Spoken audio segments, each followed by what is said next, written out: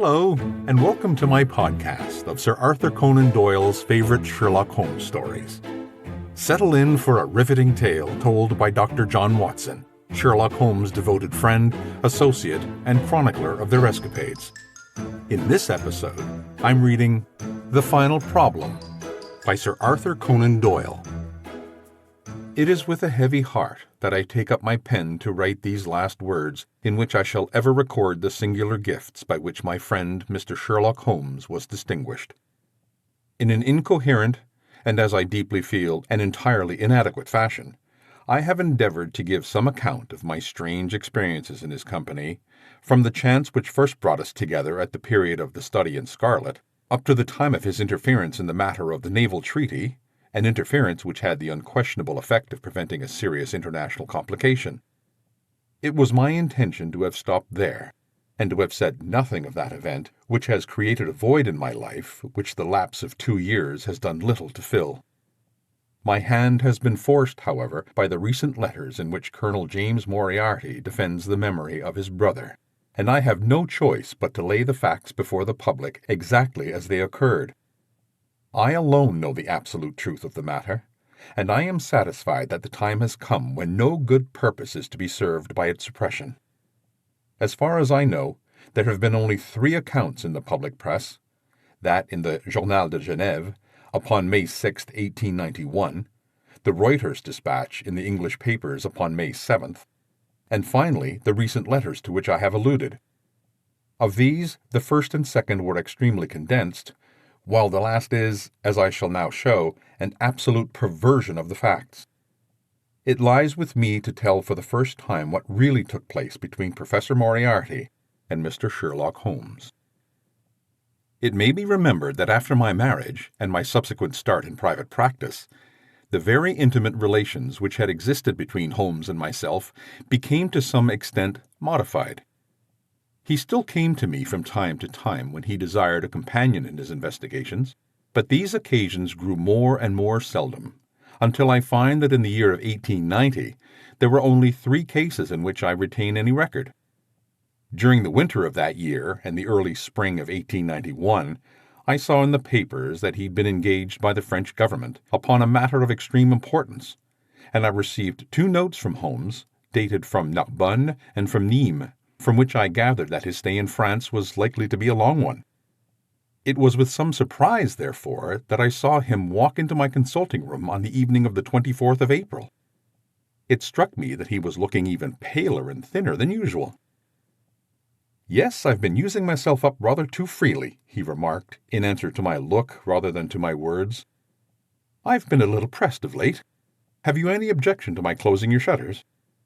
The only light in the room came from the lamp upon the table at which I'd been reading. Holmes edged his way round the wall, and flinging the shutters together, he bolted them securely. "You're afraid of something?" I asked. "Well, I am." "Of what?" "Of air guns." "My dear Holmes, what do you mean?" "I think that you know me well enough, Watson, to understand that I am by no means a nervous man. At the same time, it is stupidity rather than courage to refuse to recognize danger when it is close upon you. Might I trouble you for a match?" He drew in the smoke of his cigarette as if the soothing influence was grateful to him. "I must apologize for calling so late," said he, "and I must further beg you to be so unconventional as to allow me to leave your house presently by scrambling over your back garden wall." "But what does it all mean?" I asked. He held out his hand, and I saw in the light of the lamp that 2 of his knuckles were burst and bleeding. "It's not an airy nothing, you see," he said, smiling. "On the contrary, it is solid enough for a man to break his hand over. Is Mrs. Watson in?" "She's away upon a visit." "Indeed, you are alone?" "Quite." "Then it makes it easier for me to propose that you should come away with me for a week onto the continent." "Where?" "Oh, anywhere. It's all the same to me." There was something very strange in all this. It was not Holmes' nature to take an aimless holiday, and something about his pale, worn face told me that his nerves were at their highest tension. He saw the question in my eyes, and putting his fingertips together and his elbows upon his knees, He explained the situation. "You have probably never heard of Professor Moriarty," said he. "Never." "Aye, there's the genius and the wonder of the thing," he cried. "The man pervades London, and no one has heard of him. That's what puts him on a pinnacle in the records of crime. I tell you, Watson, in all seriousness, that if I could beat that man, if I could free society of him, I should feel that my own career has reached its summit, and I should be prepared to turn to some more placid line in life. Between ourselves, the recent cases in which I've been of assistance to royal families in Scandinavia and to the French Republic have left me in such a position that I should continue to live in the quiet fashion which is most congenial to me, and to concentrate my attention upon my chemical researches. But I could not rest, Watson. I could not sit quiet in my chair if I thought that such a man as Professor Moriarty were walking the streets of London unchallenged. Well, what's he done then? His career has been an extraordinary one. He is a man of good birth and excellent education, endowed by nature with a phenomenal mathematical faculty. At the age of 21, he wrote a treatise upon the binomial theorem, which has been a European vogue. On the strength of it, he won the mathematical chair at one of our smaller universities, and had, to all appearance, a most brilliant career before him. But the man had hereditary tendencies of the most diabolical kind. A criminal strain ran in his blood, which, instead of being modified, was increased and rendered infinitely more dangerous by his extraordinary mental powers. Dark rumors gathered round him in the university town, and eventually he was compelled to resign his chair and come down to London, where he set up as an army coach. So much is known to the world, but what I'm telling you now is what I have myself discovered.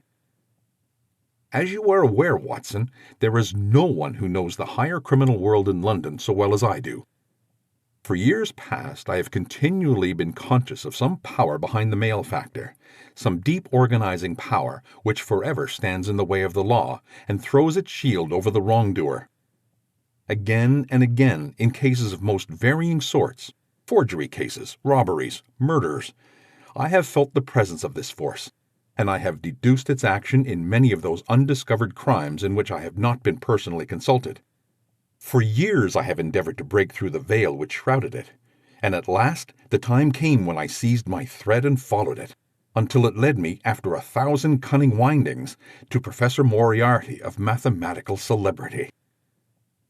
He is the Napoleon of crime, Watson. He's the organizer of half that is evil and of nearly all that is undetected in this great city.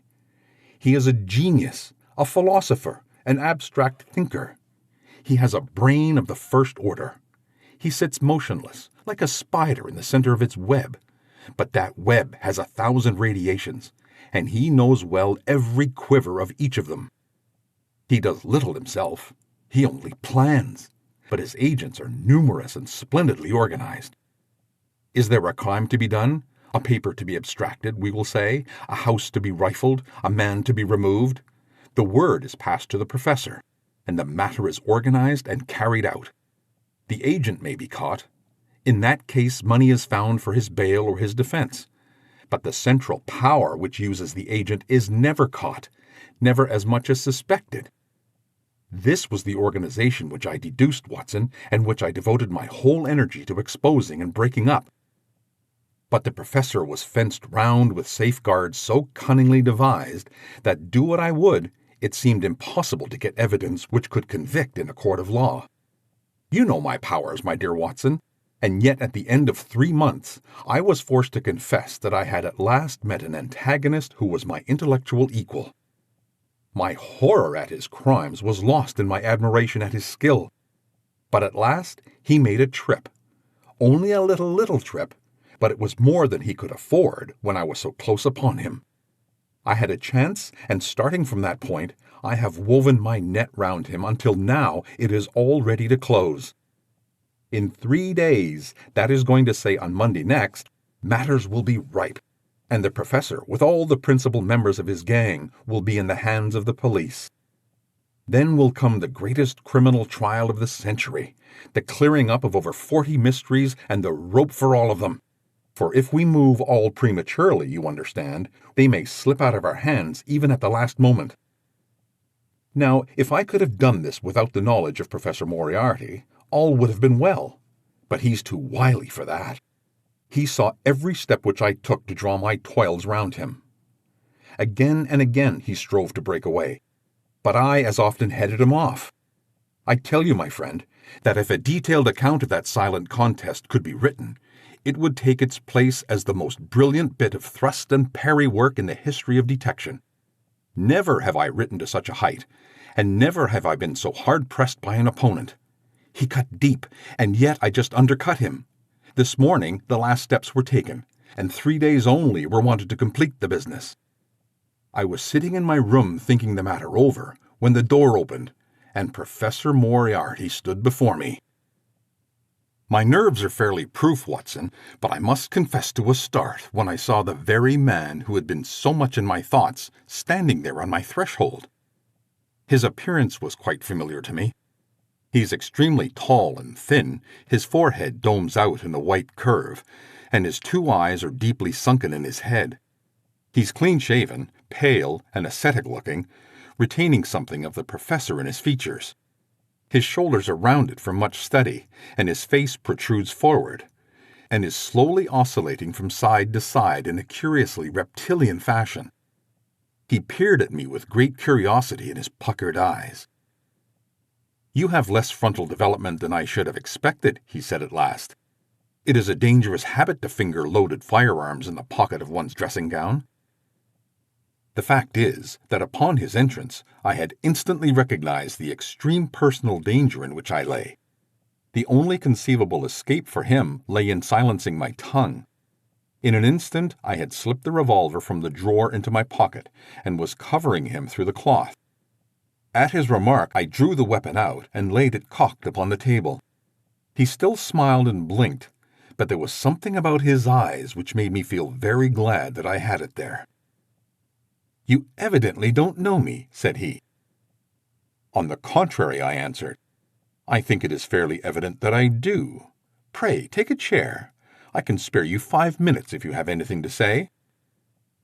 "All that I have to say has already crossed your mind," he said. "Then possibly my answer has crossed yours," I replied. "You stand fast?" "Absolutely." He clapped his hand into his pocket, and I raised the pistol from the table. But he merely drew out a memorandum book in which he had scribbled some dates. "You crossed my path on the 4th of January," said he. "On the 23rd you incommoded me. By the middle of February I was seriously inconvenienced by you.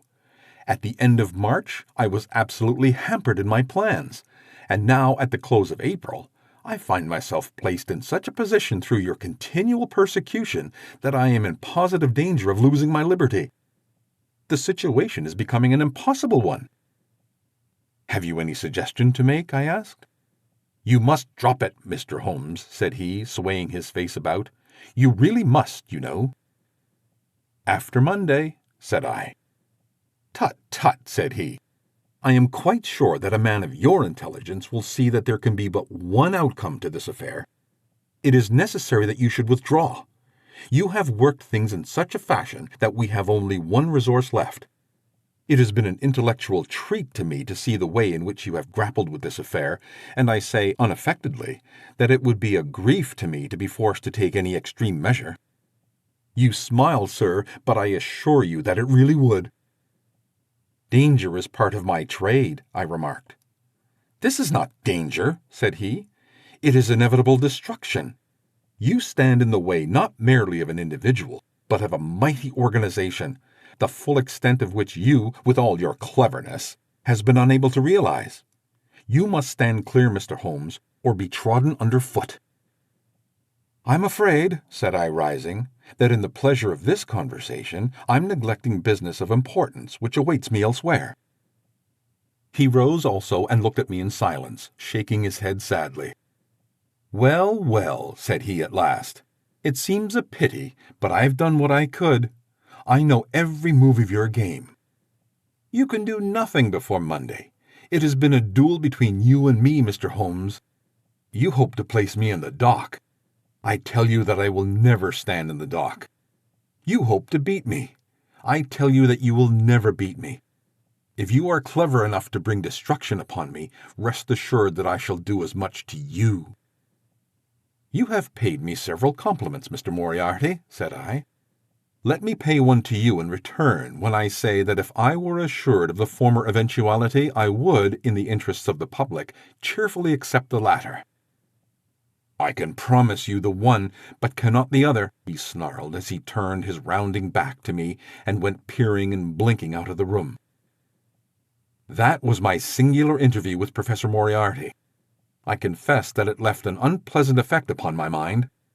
His soft, precise fashion of speech leaves a conviction of sincerity which a mere bully could not produce. Of course you'll say, why not take police precautions against him? The reason is that I am well convinced that it is from his agents the blow would fall. I have the best of proofs that it would be so. "You have already been assaulted?" "My dear Watson, Professor Moriarty is not a man who lets the grass grow under his feet. I went out about midday to transact some business in Oxford Street. As I passed the corner which leads from Bentinck Street onto the Welbeck Street, a two-horse van, furiously driven, whizzed round and was on me like a flash. I sprang for the footpath and saved myself by the fraction of a second. The van dashed round by Marylebone Lane and was gone in an instant. I kept to the pavement after that, Watson, but as I walked down Verris Street, a brick came down from the roof of one of the houses and was shattered to fragments at my feet. I called the police and had the place examined. There were slates and bricks piled upon the roof preparatory to some repairs, and they would have me believe that the wind had toppled over one of these. Of course I knew better, but I could prove nothing. I took a cab after that and reached my brother's rooms in Pall Mall, where I spent the day. Now I have come round to you, and on the way I was attacked by a rough with a bludgeon. I knocked him down, and the police have him in custody. But I can tell you with the most absolute confidence that no possible connection will ever be traced between the gentleman upon whose front teeth I have barked my knuckles and the retiring mathematical coach, who is, I dare say, working out problems upon a blackboard 10 miles away. You will not wonder, Watson, that my first act on entering your rooms was to close your shutters, and that I have been compelled to ask your permission to leave your house by some less conspicuous exit than the front door. I had often admired my friend's courage, but never more than now, as he sat quietly checking off a series of incidents which must have combined to make up a day of horror. "You will spend the night here?" I said. "No, my friend, you might find me a dangerous guest.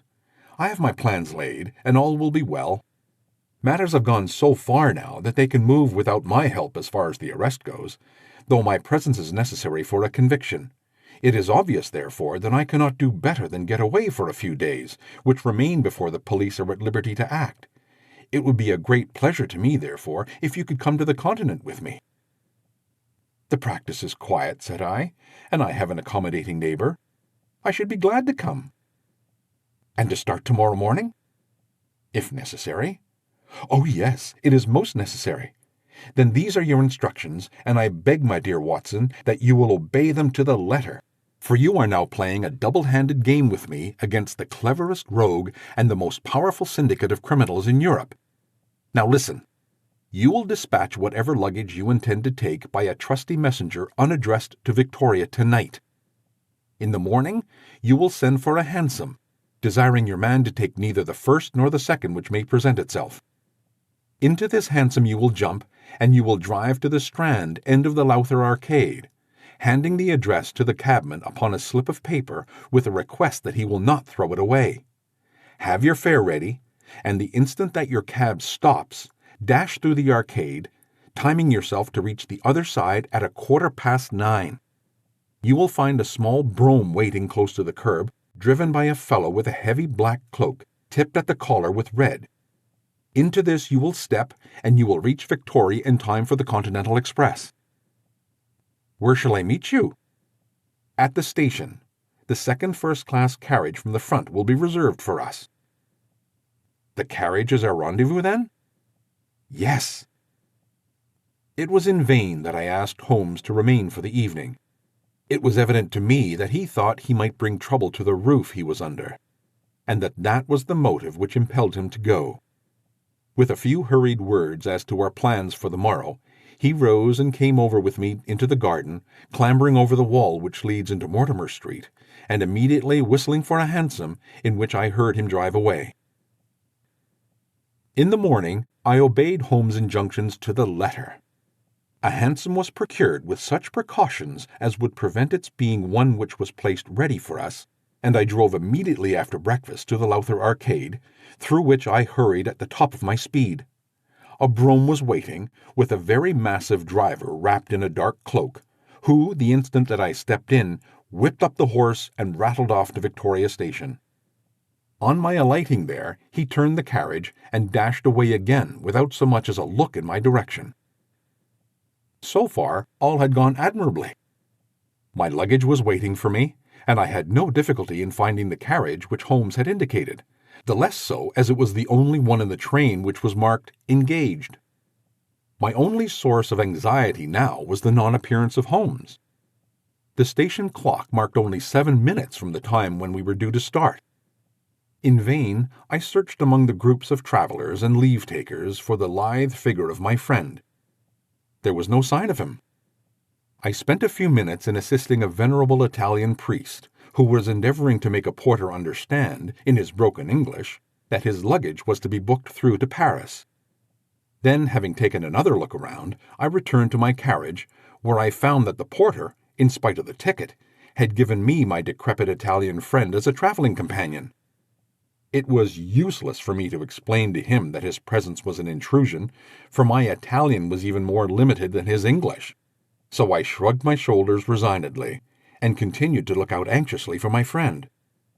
A chill of fear had come over me, as I thought that his absence might mean that some blow had fallen during the night. Already the doors had all been shut, and the whistle blown when, "My dear Watson," said a voice, "you have not even condescended to say good morning." I turned in incontrollable astonishment. The aged ecclesiastic had turned his face towards me. For an instant the wrinkles were smoothed away, the nose drew away from the chin, the lower lip ceased to protrude, and the mouth to mumble, the dull eyes regained their fire, the drooping figure expanded. The next, the whole frame collapsed again, and Holmes had gone as quickly as he had come. "Good heavens!" I cried. "How you startled me!" "Every precaution is still necessary," he whispered. "I have reason to think that they are hot upon our trail. Ah, there's Moriarty himself." The train had already begun to move as Holmes spoke. Glancing back, I saw a tall man pushing his way furiously through the crowd and waving his hand, as if he desired to have the train stopped. It was too late, however, for we were rapidly gathering momentum, and an instant later had shot clear of the station. "With all our precautions, you see that we have cut it rather fine," said Holmes, laughing.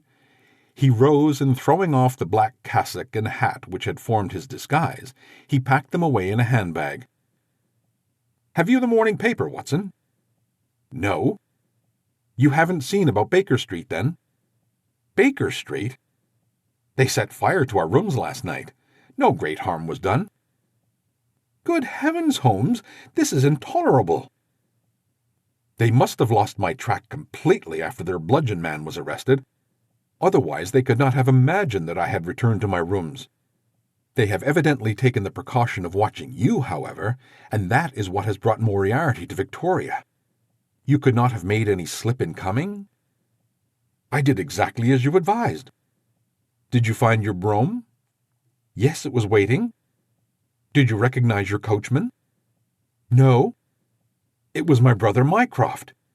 It is an advantage to get about in such a case without taking a mercenary into your confidence. But we must plan what we are to do about Moriarty now. As this is an express, and as the boat runs in connection with it, I should think we have shaken him off very effectively." "My dear Watson, you evidently did not realize my meaning when I said that this man may be taken as being quite on the same intellectual plane as myself. You do not imagine that if I were the pursuer, I should allow myself to be baffled by so slight an obstacle. Why, then, do you think so meanly of him?" "What will he do?" "What I should do." "What would you do, then?" "Engage a special." "But it must be late." "By no means. This train stops at Canterbury, and there is always at least a quarter of an hour's delay at the boat, he will catch us there. One would think that we were the criminals. Let us have him arrested on his arrival. It would be to ruin the work of 3 months. We should get the big fish, but the smaller would dart right and left out of the net. By Monday, we should have them all. No, an arrest is inadmissible. What then? We shall get out at Canterbury. And then? Well, then we must make a cross-country journey to Newhaven, and so over to Dieppe. Moriarty will again do what I should do. He will get on to Paris, mark down our luggage, and wait for 2 days at the depot. In the meantime, we shall treat ourselves to a couple of carpet-bags, encourage the manufacturers of the countries through which we travel, and make our way at our leisure into Switzerland via Luxembourg and Basel. At Canterbury, therefore, we alighted, only to find that we should have to wait an hour before we could get a train to Newhaven. I was still looking rather ruefully after the rapid disappearing luggage van which contained my wardrobe, when Holmes pulled my sleeve and pointed up the line. "All ready, you see," said he. Far away, from among the Kentish woods, there rose a thin spray of smoke. A minute later, a carriage and engine could be seen flying along the open curve which leads to the station. We had hardly time to take our place behind a pile of luggage when it passed with a rattle and a roar, beating a blast of hot air into our faces. "There he goes," said Holmes as we watched the carriage swing and rock over the points. "There are limits, you see, to our friend's intelligence. It would have been a coup de maître had he deduced what I would deduce and acted accordingly." And what would he have done had he overtaken us? There cannot be the least doubt that he would have made a murderous attack upon me. It is, however, a game at which two may play. The question now is whether we should take a premature lunch here or run our chance at starving before we reach the buffet at Newhaven. We made our way to Brussels that night and spent 2 days there, moving on upon the 3rd day as far as Strasbourg. On the Monday morning, Holmes had telegraphed to the London police, and in the evening we found a reply waiting for us at our hotel. Holmes tore it open and then with a bitter curse hurled it into the grate. "I might have known it," he groaned. "He's escaped." "Moriarty?" "They have secured the whole gang with the exception of him. He's given them the slip. Of course, when I had left the country there was no one to cope with him. But I did think that I had put the game in their hands. I think that you had better return to England, Watson." "Why?" "Because you will find me a dangerous companion now. This man's occupation is gone. He's lost if he returns to London. If I read his character right, he will devote his whole energies to revenging himself upon me. He said as much in our short interview, and I fancy that he meant it. I should certainly recommend you return to your practice." It was hardly an appeal to be successful with one who was an old campaigner as well as an old friend. We sat in the Strasbourg salle à manger, arguing the question for half an hour. But the same night we had resumed our journey and were well on our way to Geneva. For a charming week we wandered up the valley of the Rhone, and then branching off at Luc, we made our way over the Gemmi Pass, still deep in snow, and so by way of Interlaken to Meiringen. It was a lovely trip, the dainty green of the spring below, the virgin white of the winter above, and it was clear to me that never for one instant did Holmes forget the shadow which lay across him. In the homely alpine villages or in the lonely mountain passes, I could still tell by his quick glancing eyes and his sharp scrutiny of every face that passed us that he was well convinced that, walk where we would, we could not walk ourselves clear of the danger which was dogging our footsteps. Once I remember, as we passed over the Gemmi and walked along the border of the melancholy Dobbensee, a large rock which had been dislodged from the ridge upon our right clattered down and roared into the lake behind us.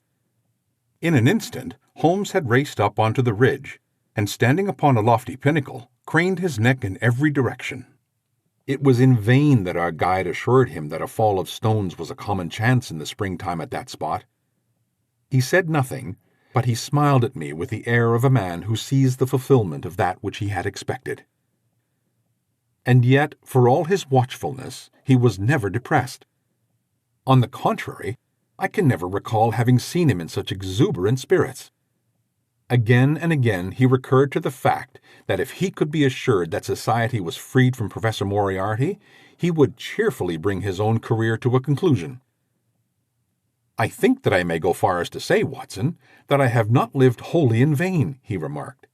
"If my record were closed tonight, I could still survey it with equanimity. The air of London is the sweeter for my presence. In over 1,000 cases I am not aware that I have ever used my powers upon the wrong side. Of late I've been tempted to look into the problems furnished by nature, rather than those more superficial ones for which our artificial state of society is responsible. Your memoirs will draw to an end, Watson, upon the day that I crown my career by the capture or extinction of the most dangerous and capable criminal in Europe. I shall be brief and yet exact in the little which remains for me to tell. It is not a subject on which I would willingly dwell, and yet I am conscious that a duty devotes upon me to omit no detail. It was upon the 3rd of May that we reached the little village of Meiringen, where we put up at the Englischerhof, then kept by Peter Steiler, the elder. Our landlord was an intelligent man and spoke excellent English, having served for 3 years as a waiter at the Grosvenor Hotel in London. At his advice, upon the afternoon of the 4th, we set off together with the intention of crossing the hills and spending the night at the hamlet of Rosenlaui. We had strict injunctions, however, on no account to pass the falls of Reichenbach, which are about halfway up the hill, without making a small detour to see them. It is indeed a fearful place. The torrent, swollen by the melting snow, plunges into a tremendous abyss, from which the spray rolls up like the smoke from a burning house. The shaft into which the river hurls itself is an immense chasm, lined by glistening coal-black rock, and narrowing into a creaming, boiling pit of incalculable depth, which brims over and shoots the stream onward over its jagged lip. The long sweep of green water roaring forever down, and the thick flickering curtain of spray hissing forever upwards, turn a man giddy with their constant whirl and clamor. We stood near the edge, peering down at the gleam of the breaking water far below us against the black rocks, and listening to the half-human shout which came booming up with the spray out of the abyss. The path has been cut halfway round the fall to afford a complete view, but it ends abruptly, and the traveller has to return as he came. We had turned to do so when we saw a Swiss lad come running along it with a letter in his hand. It bore the mark of the hotel which we had just left, and was addressed to me by the landlord. It appeared that within a very few minutes of our leaving, an English lady had arrived who was in the last stage of consumption. She had wintered at Davosplatz, and was journeying now to join her friends at Lucerne, when a sudden hemorrhage had overtaken her. It was thought that she could hardly live a few hours, but it would be a great consolation to her to see an English doctor, and if I should only return, etc., etc. The good Steiler assured me in a postscript that he would himself look upon my compliance as a very great favor, since the lady absolutely refused to see a Swiss physician, and he could not but feel that he was incurring a great responsibility. The appeal was one which could not be ignored. It was impossible to refuse the request of a fellow countrywoman dying in a strange land. Yet I had my scruples about leaving Holmes. It was finally agreed, however, that he should retain the young Swiss messenger with him as a guide and companion, while I returned to Meiringen. My friend would stay some little time at the fall, he said, and would then walk slowly over the hill to Rosenlaui, where I was to rejoin him in the evening. As I turned away, I saw Holmes with his back against a rock and his arms folded, gazing down at the rush of the waters. It was the last that I was ever destined to see of him in this world. When I was near the bottom of the descent, I looked back. It was impossible from that position to see the fall, but I could see the curving path which winds over the shoulder of the hill and leads to it. Along this, a man was, I remember, walking very rapidly. I could see his black figure clearly outlined against the green behind him. I noted him and the energy with which he walked, but he passed from my mind again as I hurried on upon my errand. It may have been a little over an hour before I reached Meiringen. Old Steiler was standing at the porch of his hotel. "Well," said I, as I came hurrying up, "I trust that she is no worse?" A look of surprise passed over his face, and at the first quiver of his eyebrows my heart turned to lead in my breast. "You did not write this?" I said, pulling the letter from my pocket. "There is no sick Englishwoman in the hotel?" "Certainly not," he cried, "but it has the hotel mark upon it." "Ha! It must have been written by that tall Englishman who came in after you had gone.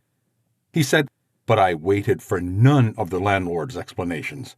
In a tingle of fear I was already running down the village street and making for the path which I had so lately descended. It had taken me an hour to come down. For all my efforts, 2 more had passed before I found myself at the fall of Reichenbach once more. There was Holmes' alpine stock still leaning against the rock by which I had left him, but there was no sign of him, and it was in vain that I shouted. My only answer was my own voice reverberating in a rolling echo from the cliffs above me.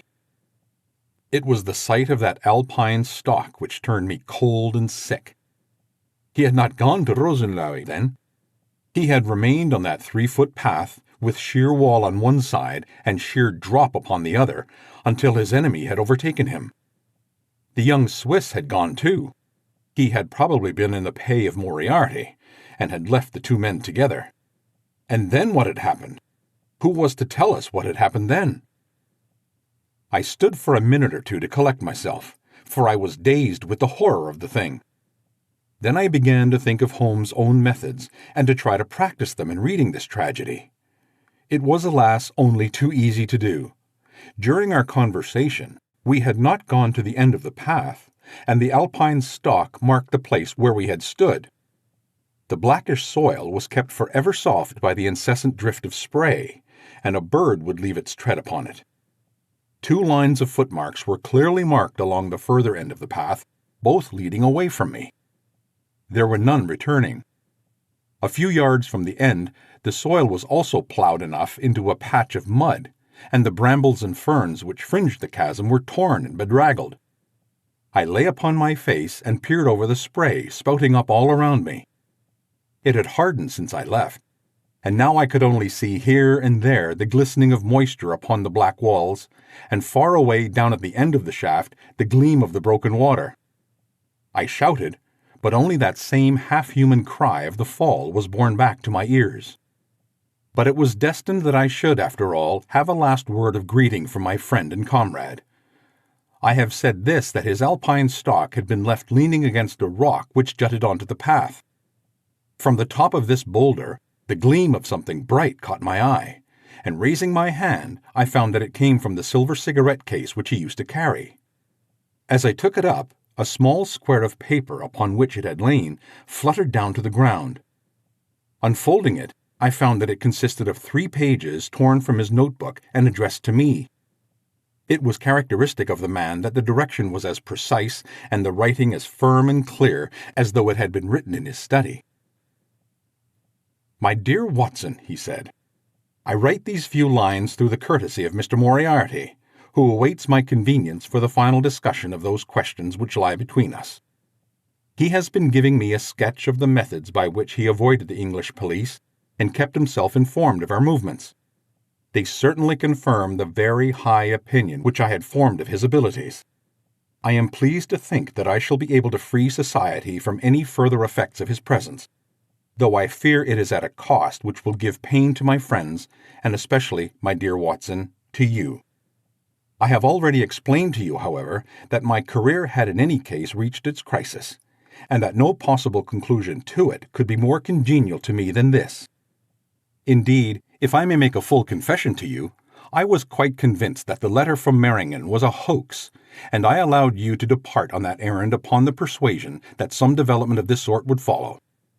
Tell Inspector Patterson that the papers which he needs to convict the gang are in pigeonhole M, done up in a blue envelope and inscribed Moriarty. I made every disposition of my property before leaving England, and handed it to my brother Mycroft. Pray give my greetings to Mrs. Watson, and believe me to be, my dear fellow, very truly yours, Sherlock Holmes. A few words may suffice to tell the little that remains.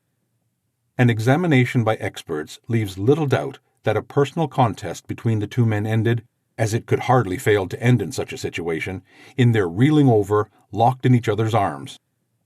Any attempts at recovering the bodies was absolutely hopeless, and there, deep down in that dreadful cauldron of swirling water and seething foam, will lie for all time the most dangerous criminal and the foremost champion of the law of their generation. The Swiss youth was never found again, and there can be no doubt that he was one of the numerous agents whom Moriarty kept in his employ.